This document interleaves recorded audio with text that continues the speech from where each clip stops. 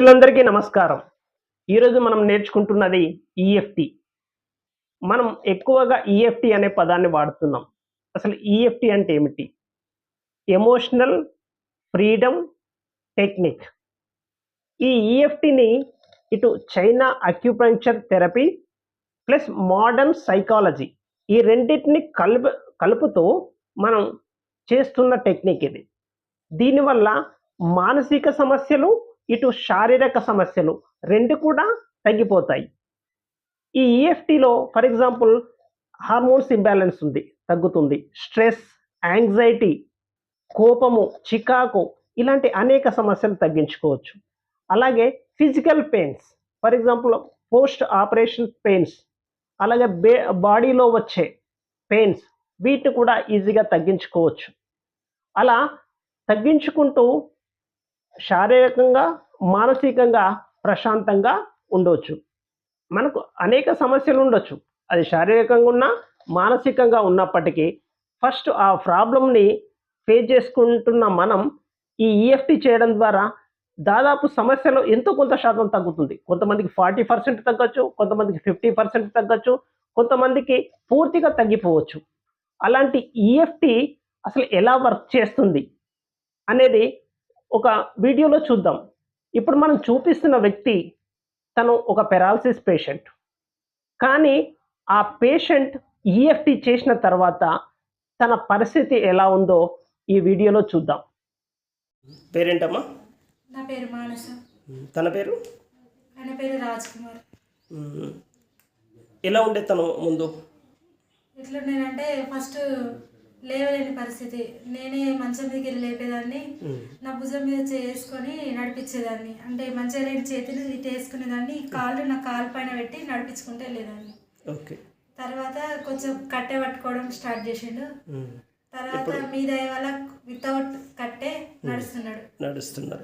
మీరు ఏమేమి చేస్తున్నారు ఇంటికాడ దీనికోసం? నేను మీరు ఇచ్చిన ఒకటి ఆయిల్, ఇంకొకటి డివైన్ ఎనర్జీ గురించి ఒకటి చెప్పారు కదా, ఈఎఫ్టీ అంటారు దాన్ని. ఈఎఫ్టీ ప్రాపర్గా నేను లేకుండా కూడా ఒక్కటి చేసుకోగలుగుతాను, ప్రాపర్గా చేసుకుంటారు. ఈ ఈఎఫ్టీ చేసినప్పటి నుంచి మీకు ఎలాంటి రిజల్ట్ వచ్చింది? అంటే అంతకుముందుకి ఇప్పటికి తేడా ఏంటి ఈఎఫ్టీ చేసిన తర్వాత? నేను ఎంత అరిచినా తనలో కోపం అయితే రావట్లేదు. చాలా హ్యాపీ. అంటే అంతకుముందు అంటే ఎమోషన్ బాగా తగ్గిపోయింది, మొత్తం తగ్గిపోయింది. చాలా ప్రేమగా ఉంటున్నాడా? ప్రేమగా ఉంటున్నాడు. పిల్లలను ఆయన స్కూల్కి వ్యాన్ ఎక్కియడం తీసుకురావడం అదొక్కటైతే మస్తు హ్యాపీ. చిన్న బాబుని ఎత్తుకొని నడుస్తున్నాడు. ఓకే. అంటే లేవలేని మనిషి బాబుని ఎత్తుకొని నడుస్తున్నాడు సార్. ఓకే. ఇదంతా ఎన్ని రోజులు అవుతుంది? 15 days. 15 రోజులు. 15 days అయితే 15 రోజులు. So that's the greatness. And అంతే. మీరు ఒకటి ఈఎఫ్టీ చేస్తున్నారు, నేను రాసిచ్చినవి అవి అఫర్మేషన్ చేస్తున్నారు, అఫర్మేషన్ రాస్తున్నారు. అంతే అంతే కదా? Okay, right.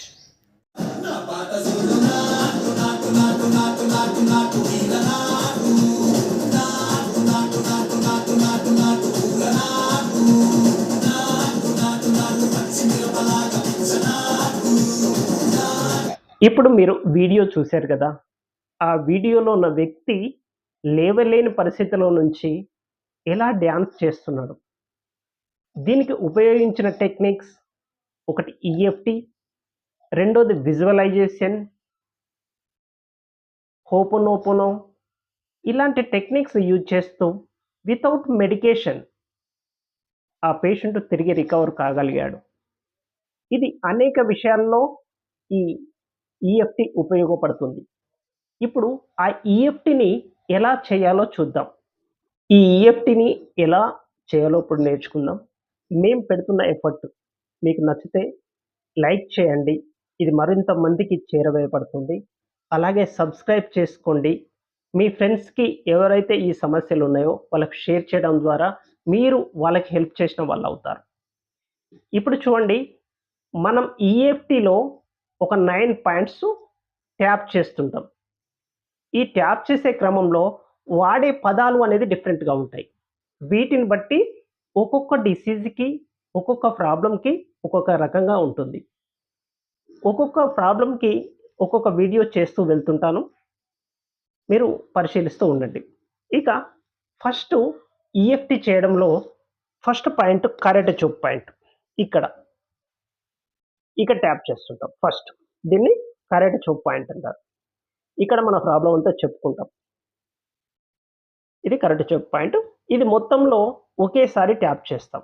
మన ప్రాబ్లం అంతా చెప్పుకున్నప్పుడు మాత్రమే ఇది ట్యాప్ చేస్తాం. రెండో పాయింట్ ఐబ్రో పాయింట్. ఇక్కడ ఐబ్రో స్టార్టింగ్ పాయింట్. ఇక్కడ ట్యాప్ చేస్తుంటాం. మూడో పాయింట్ వచ్చేసి ఐ ఎండింగ్, ఈ కన్ను చివరి పాయింట్. ఇక్కడ ట్యాప్ చేస్తుంటాం. తర్వాత బిలో ద ఐ, ఇక్కడ కన్ను కింద ఇది ఇక్కడ ఉంటుంది పాయింట్. ఇక్కడ ట్యాప్ చేస్తాం. నెక్స్ట్ ముక్కు కింద బిలో ద నోస్, చిన్ పాయింట్. ఒక్కొక్క పాయింట్ దాదాపు ఒక 10 to 12 టైమ్స్ ట్యాప్ చేస్తూ ఉండాలి. Next under arm.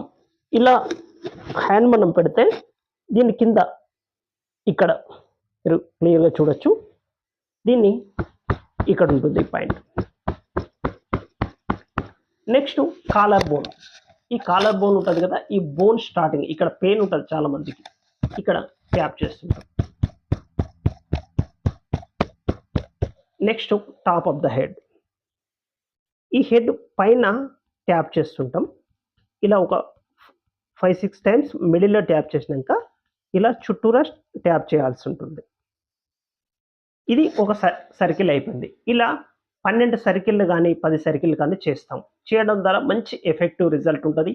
ఒక 15 నిమిషాలు టైం కేటాయించుకుంటే మన సమస్యను మనం దేనితోనైతే బాధపడుతున్నామో అది పూర్తిగా మన లైఫ్ నుంచి తగ్గించుకోవచ్చు. Thank you.